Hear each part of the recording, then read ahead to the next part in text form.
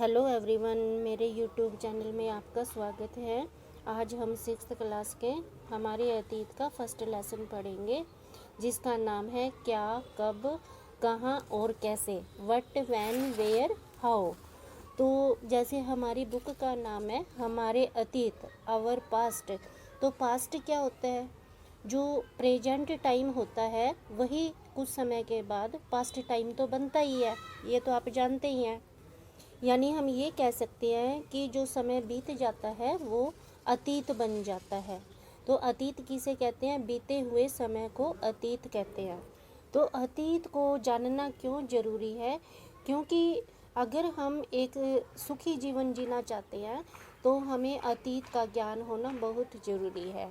अगर हमें अतीत का ज्ञान नहीं होगा तो हम अपने जीवन में बार बार गलतियां करेंगे। अगर हम अतीत को पढ़ेंगे, हिस्ट्री को पढ़ेंगे, तो जो गलती पहले लोग कर चुके हैं तो हिस्ट्री को पढ़ने से हमें उन गलतियों का पता चल जाएगा और हम अपने आप को उन गलतियों को करने से बचा सकते हैं और इससे हमारा जीवन अच्छा होगा, हमें मुसीबतों का सामना नहीं करना पड़ेगा। इसलिए हिस्ट्री को पढ़ना, इतिहास को पढ़ना बहुत ज़रूरी होता है और इस इतिहास को ही अतीत या आवर पास्ट कहा जाता है। तो हमारे अतीत की जानकारी हमें किन किन चीज़ों से पता चलती है या हमारे पास्ट टाइम का हमें कैसे पता चलता है कि हमारे पास्ट टाइम में क्या क्या होता था, लोग कैसा जीवन जीते थे, लोगों की भाषा कौन सी थी, क्या भाषा बोलते थे, लोग कौन कौन से त्यौहार मनाते थे, कैसे घरों में रहते थे, क्या खाना खाते थे, कैसे कपड़े पहनते थे हैं और एक स्थान से दूसरे स्थान पर कैसे जाते थे, कैसी गाड़ियां होती थी। जैसे आजकल तो गाड़ियां होती हैं, कारें होती हैं और आकाश में उड़ने वाले जहाज होते हैं, समुद्र में चलने वाले भी समुद्री लेकिन क्या पुराने समय में भी ये सारी चीज़ें होती थी? तो ये जानना बहुत ज़रूरी है। तो पुराने समय में लोग कौन से पशु पालते थे, राजाओं का जीवन कैसा होता था और साधारण नागरिकों का जीवन कैसा होता था और व्यापारी लोग क्या चीज़ें बेचते थे, ये सारी चीज़ें समझना बहुत ज़रूरी है। तो इन चीज़ों की जानकारी हमें कैसे मिलती है? जब बच्चे अपने दादा दादी, नाना नानी से कहानियाँ सुनते हैं तो वो कहानियों में पुराने समय की ही बातें सुनाते हैं बच्चों को कि एक राजा होता था, ये करता था, ऐसी पुराने समय की बातें बताते हैं तो बच्चों को पुराने समय का ज्ञान मिलता है। इसके अलावा रेडियो सुनकर भी हम पुराने समय की बातें सुनते हैं तो सीखते हैं। अखबार पढ़कर भी पुराने समय की बातों का पता चलता है और मैगजीन के द्वारा भी इतिहास की जानकारी मिल जाती है। तो इन सब चीज़ों के द्वारा हमें अपने अतीत की जानकारी मिलती है कि हमारे पुराने ज़माने में क्या कुछ होता था और उस समय में लोग कहाँ रहा करते थे, किस स्थान पर रहते थे। तो जैसा कि ये नक्शे में दिखाया गया है, ये नदियों का चित्र बनाया गया है। तो उस ज़माने में लोग नदियों के किनारे पर रहते थे, या हम ये कह सकते हैं कि सबसे पहले लोगों ने नदियों के किनारे पर रहना शुरू किया, क्योंकि लोगों को पीने के लिए, पशुओं को पिलाने के लिए और खेती करने के लिए पानी आसानी से मिल जाता था। इसलिए उन्होंने नदियों के किनारे रहना शुरू किया और जब उनकी संख्या बढ़ गई तो वहाँ पर नगरों का विकास हुआ। उस जमाने के जो लोग होते थे, आज से कई लाख वर्ष पहले जो लोग होते थे, वो एक स्थान पर टिक कर नहीं रहते थे, वो एक स्थान से दूसरे स्थान पर घूमते रहते थे। अब इसका कारण क्या था? वो क्यों घूमते थे एक स्थान से दूसरे स्थान पर? वो अपने भोजन के लिए एक स्थान से दूसरे स्थान पर घूमते रहते थे। थोड़ा टाइम एक स्थान पे रहते थे और जब वहाँ कोई खाने पीने की चीज़ मिलनी बंद हो जाती थी तो दूसरे स्थान पर चले जाते थे भोजन की तलाश में। तो ऐसे लोगों को भोजन संग्राहक कहते थे। और कुछ लोग शिकार करने भी के लिए भी एक स्थान से दूसरे स्थान पर जाते थे कि आपने सुना होगा, जो दादी नानी कहानी सुनाती है, एक राजा था वो शिकार करने गया। तो इससे ये पता चलता है कि पुराने समय के लोग जो है शिकार किया करते थे और शिकार करने के लिए वो दूर दूर तक चले जाते थे। तो ये जो भारत के मानचित्र में हिमालय के नीचे गंगा और यमुना नदी दिखाई गई है, सबसे पहले लोगों ने यहाँ पर रहना शुरू किया, क्योंकि इन नदियों का जो पानी था वो बाढ़ आने पर दूर तक फैल जाता था। तो खेतों में पानी आराम से मिल जाता था और वहाँ की जो मिट्टी थी वो बहुत उपजाऊ थी, फसल अच्छी उगती थी उस मिट्टी में। तो इसलिए लोगों ने वहाँ एक स्थान पर बसना शुरू कर दिया। जो भोजन संग्राहक लोग होते थे, इनको जंगलों की सारी जानकारी होती थी कि जंगलों में कौन कौन से पेड़ पौधे पाए जाते हैं, कौन कौन से जानवर रहते हैं। तो इन्हें जंगलों की सारी बातें पता होती थी। तो इसलिए ये उस स्थान पर रहते थे कि जंगलों से इन्हें कोई डर नहीं था। मानचित्र में सुलेमान और किरथर की पहाड़ियाँ दिखाई गई हैं।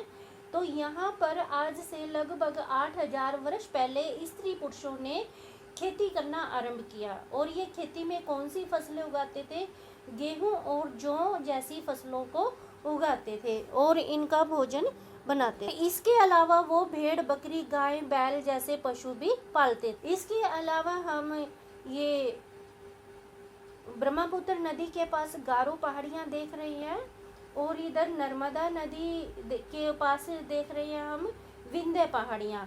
तो इन पहाड़ियों में सबसे पहले खेती करना शुरू किया। खेती का काफ़ी अच्छा विकास हो गया और सबसे पहले चावल उगाना शुरू किया इन दोनों पहाड़ियों में। तो विंध्य पहाड़ी के ऊपर जो गंगा और यमुना नदी है, तो ये मुख्य नदियां हैं, लेकिन इसके पास छोटी छोटी और भी नदियां दिखाई गई हैं, जैसे चंबल नदी है, सोन नदी है। तो ये जो छोटी नदियां होती हैं आगे जाकर एक बड़ी नदी में मिल जाती हैं।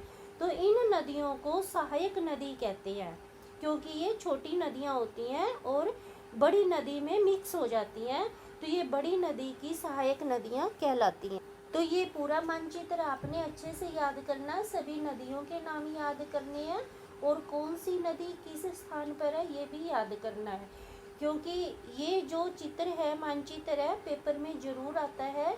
इसमें से 5 नंबर का नक्शा ज़रूर आता है और दूसरा नदियों का नक्शा भी आता है और इसके पड़ोसी देशों का नक्शा भी आता है। तो भारत के पड़ोसी देश कौन कौन से हैं? पाकिस्तान, बांग्लादेश, नेपाल, भूटान और श्रीलंका। और अफ़गानिस्तान, ईरान, चीन और म्यांमार भी भारत के पड़ोसी देश हैं। तो ये 2 नक्शे हो गए, एक नदियों का नक्शा और एक भारत के पड़ोसी देशों का नक्शा। तो ये दोनों ही चीज़ें आपने बहुत अच्छे से याद करनी है। तो अब हम ये तो समझ ही गए कि सबसे पहले लोगों ने कहाँ पे रहना शुरू किया, सबसे पहले नगर कहाँ पे बने। तो नदियों के किनारे पर लोगों ने रहना शुरू किया और नदियों के किनारे पर ही नगरों का विकास हो। तो इस तरह हम ये जो एरिया देख रहे हैं, पंजाब, हरियाणा, उत्तर प्रदेश, पश्चिमी बंगाल, यहाँ पर मगध का राज्य था और ये बहुत बड़ा राज्य था और बहुत शक्तिशाली यहाँ के राजा थे। उन्होंने बहुत दूर तक अपना राज्य का विस्तार कर लिया था और ऐसे कई और भी राज्य थे या कई और भी राजा शक्तिशाली होते थे। तो अब हम ये पता लगाएंगे कि उस समय लोग एक स्थान से दूसरे स्थान पर कैसे जाते थे। आजकल तो गाड़ियों में बैठकर या जहाज़ों में या बस में हम एक स्थान से दूसरे स्थान पर जाते हैं, लेकिन पुराने समय के लोग एक स्थान से दूसरे स्थान पर कैसे जाते थे? तो ये जैसे दादा दादी हमें बताते थे कि लोग ज़्यादातर पैदल चलते थे या ऊँटों पे चलते थे या घोड़ों पे चलते थे, और कुछ लोग ऐसे होते थे जो बैलगाड़ियों में एक स्थान से दूसरे स्थान पर जाया करते थे। ये तो हमने बात कर ली है कि क्यों जाया करते थे, हैं? जैसा कि हमने पीछे पढ़ा है कि भोजन की तलाश में एक स्थान से दूसरे स्थान पर जाते थे या शिकार करने के लिए जाते थे। कई लोग होते थे काम की तलाश में जाते थे कि काम करने के लिए वो दूसरे स्थान पे जाते थे कि कुछ काम उनको मिल जाए।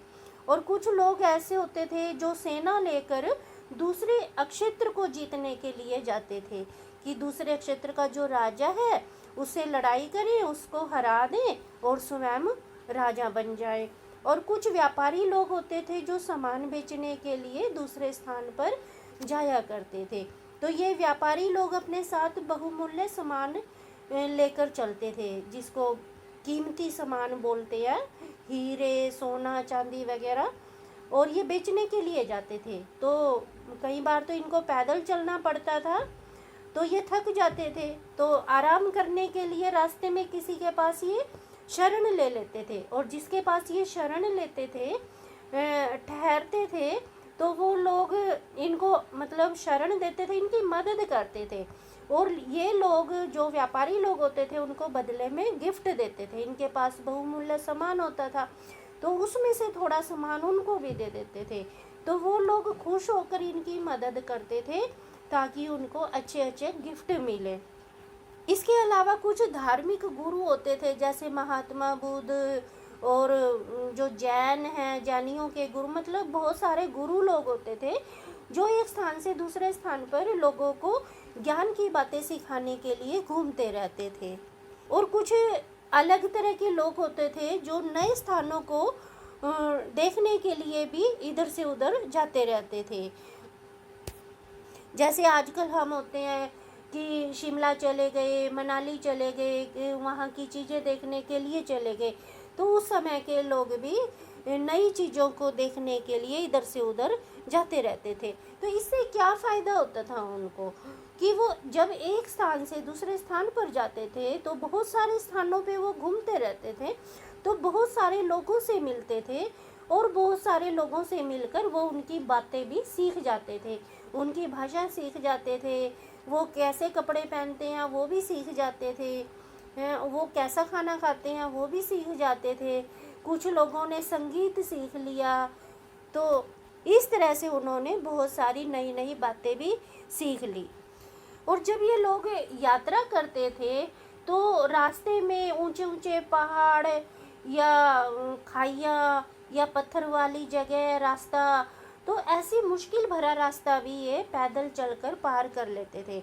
उस समय की जो यात्रा होती थी बहुत मुश्किल थी। आजकल तो गाड़ियों में हमें कुछ पता ही नहीं लगता, बल्कि मज़ा आता है इधर से उधर जाने में, लेकिन उस समय गाड़ियाँ तो होती नहीं थी।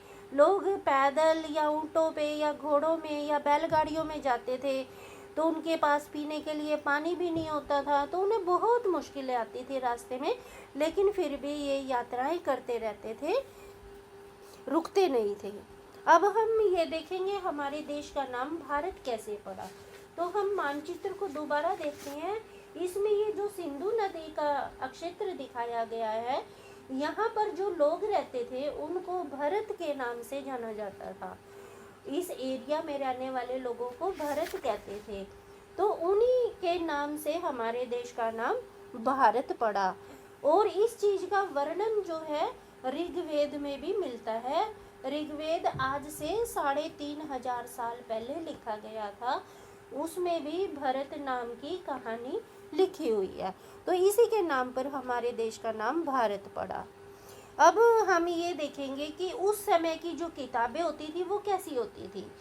जैसे आजकल की किताबें तो मशीनों से लिखी जाती हैं, कितना अच्छा पेज होता है। उस समय के जो लोग होते थे वो पांडुलिपियों पर लिखते थे।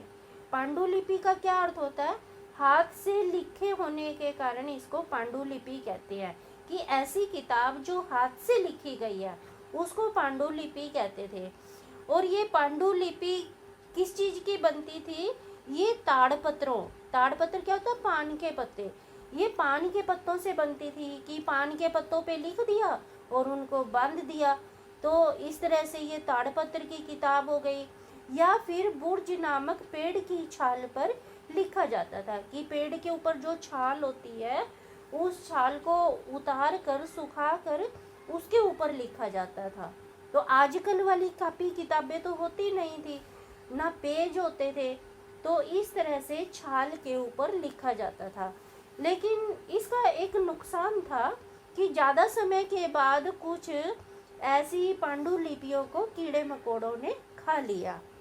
ये एक पांडुलिपि दिखाई गई है जो आज से 1000 वर्ष पहले लिखी गई थी। इन पांडुलिपियों में क्या लिखा जाता था? इन पांडुलिपियों में राजाओं की बातें लिखी जाती थी, कि राजाओं का जीवन कैसा है, या उस जमाने के त्योहार कौन से हैं, एक दूसरे के साथ लोग व्यवहार कैसा करते हैं, या किसी दवाई के बारे में जानकारी लिखी होती थी। तो ऐसी महत्वपूर्ण बातें इन पांडुलिपियों में लिखी होती थी। और इन पांडुलिपियों की जो भाषा है वो 3 भाषाएं होती थी, संस्कृत, प्राकृत और तमिल। तो ये 3 भाषाओं में पांडुलिपियां लिखी गई थी। जो पढ़े लिखे लोग होते थे वो संस्कृत बोलते थे और जो अनपढ़ लोग होते थे वो प्राकृत भाषा में बात करते थे। अब दूसरी तरह की जो चीज है, लिखित सामग्री है, वो है अभिलेख। अभिलेख किसे कहते हैं? ये जो कठोर चीजें होती हैं, जैसे पत्थर होता है या कठोर धातु होती है, उसको खोद करके उसके ऊपर अक्षर लिखे जाते थे, तो इसको हम अभिलेख कहते हैं। जैसे ये एक अभिलेख दिखाया गया है, ये आज से 2250 वर्ष पहले लिखा गया। और किसने लिखवाया था? ये अशोक नामक शासक के आदेश पर ये लिखा गया था। अशोक राजा ने लिखवाया था। अशोक के बारे में हम 8वें लेसन में पढ़ेंगे। और ये अभिलेख कहाँ से मिला था? अफगानिस्तान के कंधार से प्राप्त हुआ था, ये वहाँ से पाया था। तो इन पांडुलिपियों का क्या लाभ होता था कि ये पत्थर के ऊपर लिखे जाते थे अक्षर, तो इसलिए ये खराब नहीं होते थे। जैसे बारिश भी आ जाए पत्थर के ऊपर तो अक्षर मिटते नहीं थे, वो जब तक पत्थर रहेगा तो वो अक्षर भी रहेंगे। तो ये कभी खराब होने वाली चीज नहीं थी। दूसरा, पांडुलिपियों के बारे में हम एक बात और कहेंगे कि ये पांडुलिपियाँ कहाँ पर रखी जाती थी? ये या तो मंदिरों में रखी जाती थी या विहारों में रखी जाती थी। दूसरा, ये अभिलेख कहाँ रखे जाते थे? ये स्थान स्थान पर रखे जाते थे। राजा लोग अपनी महत्वपूर्ण बातों को लिखवाकर या जो नियम होते थे राजाओं के, उन नियमों को पत्थर के ऊपर खुदवाकर उन्हें जगह जगह पे रख दिया जाता था, ताकि आने जाने वाले लोग इनको पढ़ सकें और उन्हें सब जानकारी प्राप्त हो सके। कुछ राजाओं ने तो जो युद्ध आदि किए थे, युद्ध में दूसरे स्थानों को जीत लिया था, तो उनका वर्णन भी अभिलेखों में किया है। तो अब आप ये पता लगाओ कि इन दोनों में क्या अंतर है। पांडुलिपि किसे कहते हैं, अभिलेख किसे कहते हैं, दोनों में अच्छी चीज कौन सी है, सबसे ज़्यादा चलने वाली चीज कौन सी है। और ये अभिलेख जो है ये पांडुलिपि से ज़्यादा समय तक चलते हैं या पांडुलिपि अभिलेख से ज़्यादा समय तक चलती है। अब हम ये देखेंगे कि जो पुरानी चीज़ें हैं, जैसे कई बार ज़मीन को खोदते हैं तो ज़मीन में से पुराने बर्तन मिलते हैं, पुराने ज़माने की ईंटें मिलती हैं, पत्थर मिलते हैं, या कोई आभूषण मिलते हैं, या कोई चित्र आदि मिलते हैं, फ़ोटो पिक्चर आदि मिलती है, तो उनकी स्टडी करने वाले को क्या कहते हैं? तो उसे पुरातत्वविद कहते हैं। जो इनका अध्ययन करते हैं उनको पुरातत्वविद कहते हैं। तो खुदाई में क्या क्या मिलता है? औजार, हथियार, बर्तन, आभूषण और सिक्के आदि प्राप्त होते हैं। ये सिक्कों का चित्र दिखाया गया कि उस समय में चांदी के सिक्के होते थे। आजकल कैसे सिक्के होते हैं? लोहे के और गोल आकृति के होते हैं, लेकिन उस जमाने के जो सिक्के होते थे, देखो कैसी शेप के हैं, कैसी आकृति के हैं। कई बार खुदाई में पशु पक्षियों की या मनुष्यों की हड्डियां भी मिलती हैं, तो उससे भी ये जानकारी मिलती है कि उस जमाने में कौन कौन से पशु पाए जाते थे, कौन कौन से जानवर पाए जाते थे। तो जो लोग इन सब चीज़ों को पढ़ते हैं और ज्ञान प्राप्त करते हैं, जो पांडुलिपि को पढ़ते हैं, जो अभिलेखों को पढ़ते हैं और जो इन खुदाई में मिली हुई चीज़ों को पढ़ते हैं और ज्ञान को इकट्ठा करते हैं, उसे क्या कहते हैं? उसे हम इतिहासकार कहते हैं, क्योंकि वो इन चीज़ों का ज्ञान प्राप्त करते हैं और फिर हमें देते हैं, तो इससे हमें इतिहास की जानकारी मिलती है। तो अब हम ये देखेंगे, क्या सभी लोगों का जीवन एक जैसा होता था? तो नहीं, ये तो कभी नहीं हो सकता कि सभी लोगों का जीवन एक जैसा हो। जो राजा रानी होते थे उनका जीवन बहुत अच्छा होता था, लेकिन जो किसान होते थे या पशु पालने वाले लोग होते थे उनका जीवन तो राजा रानी के जैसा नहीं होता था। इसी तरह जो व्यापारी लोग होते थे या जो शिल्पकार होते थे उनका दोनों का जीवन भी आपस में नहीं मिलता था। तो हम ये कह सकते हैं कि सभी लोगों का जीवन अलग अलग था। और दूसरा, जो अंडमान द्वीप समूह में लोग रहते थे, वो अपना भोजन में क्या खाते थे? वो मछलियां पकड़कर, शिकार करके, फल फूल के संग्रह से अपना भोजन प्राप्त करते थे।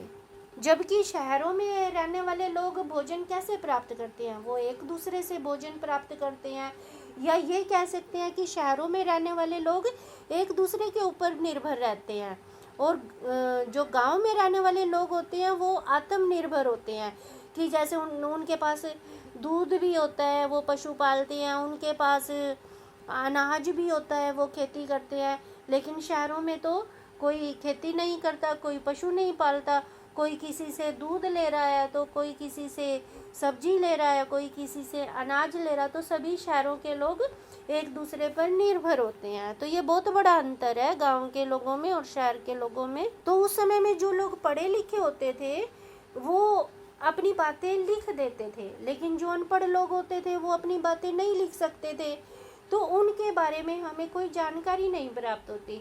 लेकिन जो पढ़े लिखे लोग होते थे उन्होंने अपनी बातों को लिख दिया, पांडुलिपि में लिख दिया या अभिलेखों में लिख दिया, तो हमें उनकी बातों का पता चल जाता है। अब हम ये देखेंगे कि ईसा पूर्व क्या होता है। तो ये ईसाइयों का एक धर्म गुरु था जिसका नाम था ईसा मसीह। उसका जो डेट ऑफ बर्थ होती है उससे हम उससे पहले वाले समय को ईसा पूर्व कहते हैं, और इंग्लिश में इसे बिफोर क्राइस्ट या बीसी कहते हैं। बीसी का अर्थ क्या होता है? बिफोर क्राइस्ट, और हिंदी में ईसवी पूर्व कहते हैं। और उसके बाद वाले समय को एडी, इंग्लिश में एडी कहते हैं और हिंदी में ई लिखते हैं। कभी कभी आप तारीखों में पहले एडी, इंग्लिश में एडी लिखा हुआ देखेंगे और हिंदी में ई लिखा हुआ देखेंगे। तो ये एडी का क्या अर्थ होता है? इसका मतलब होता है एनो डोमिनी। ये लैटिन भाषा से बना है। ये भी ईसा मसीह के जन्म के वर्ष से माना जाता है, कि जिस साल ईसा मसीह का जन्म हुआ उस साल से इसका अर्थ माना जाता है। इसी तरह एडी की जगह सीई भी लिख सकते हैं, बीसी की जगह बीसीई का भी प्रयोग कर सकते हैं। सीई अक्षरों का प्रयोग कॉमन एरा तथा बीसीई का प्रयोग बिफोर कॉमन एरा के लिए किया जाता है। अब संसार के अधिकांश लोगों ने तो इस कैलेंडर का प्रयोग सामान्य रूप से हो गया, मतलब बहुत ज़्यादा प्रयोग करते हैं, और भारत ने इस कैलेंडर का प्रयोग 200 साल पहले शुरू किया। तो ये नीचे जो चित्र दिखाए गए हैं ये उस समय की लिपि है। जैसे आजकल हम ABCD लिखते हैं, तो उस जमाने में जो अभिलेख या पांडुलिपियाँ लिखी जाती थी वो ऐसे चित्र बना करके अपनी बातें लिखते थे। अगर उन्होंने एल लिखना है तो वो शेर बनाते थे, अगर उन्होंने चिड़िया लिखनी है, ए लिखना है, तो वो चिड़िया बनाते थे। इसी तरह मिस्र के उत्तरी तट पर रोसेटा नाम का एक कस्बा है। यहाँ से एक पत्थर मिला। इस पत्थर के ऊपर 3 भाषाओं में लिपि लिखी गई थी। कुछ विद्वानों ने इन्हें पढ़ा और बताया कि यहाँ राजा रानियों के नाम एक छोटे से फ्रेम में दिखाए गए हैं जिन्हें कारतूस कहा जाता है। तो इस तरह से हमें इन सारी चीज़ों को देख करके, पढ़ करके हम अपने पुराने समय की जानकारी प्राप्त कर सकते हैं, और हम ये देख सकते हैं कि पुराने ज़माने में लोग कैसे रहते थे, उनका जीवन कैसा था। तो यहीं पर हमारा ये लेसन पूरा हो जाता है। अगर आपको मेरी वीडियो अच्छी लगे तो लाइक करें, सब्सक्राइब करें मेरा चैनल। अगर आप पहली बार मेरा चैनल देख रहे हैं तो सब्सक्राइब ज़रूर करें। Thank you.